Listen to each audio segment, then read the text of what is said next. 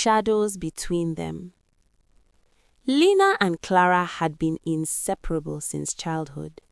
They shared secrets, clothes, dreams, and the silent promise that nothing would ever come between them. Their laughter once filled every room like sunlight spilling through open windows. Then, Jones arrived. He wasn't extraordinary at first glance. Quiet smile, thoughtful eyes, the kind of man who listened more than he spoke. But somehow, he understood people in a way that made them feel seen. Lena met him first, but Clara was the one who truly connected with him.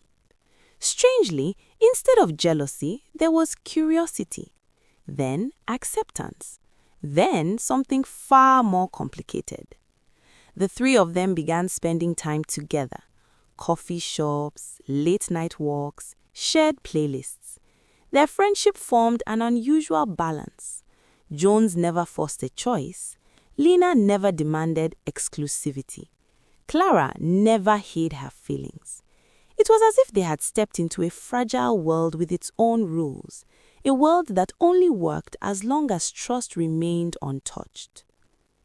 For a while, they were happy.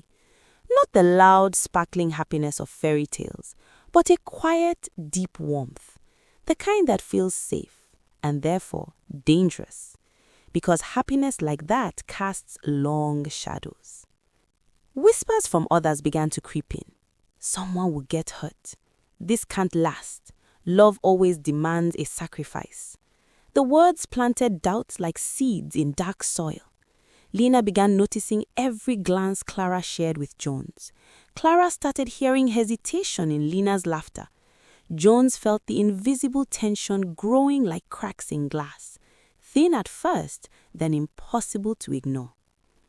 One evening, during a storm that rattled the windows, the truth finally surfaced. No shouting, no accusations, just tears and silence. They realized their bond had not broken because of betrayal, but because fear had slowly replaced trust. The tragedy wasn't that they loved the same person. The tragedy was that the world outside their circle had convinced them love must be owned, divided, or lost.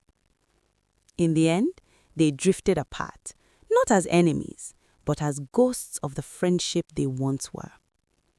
Years later, each of them would remember those days not with anger, but with a bittersweet ache, because for a brief moment in their lives, they had discovered a rare kind of happiness, one that didn't fit the world's rules.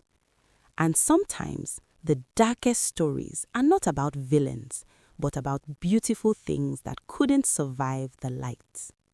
Follow for more stories.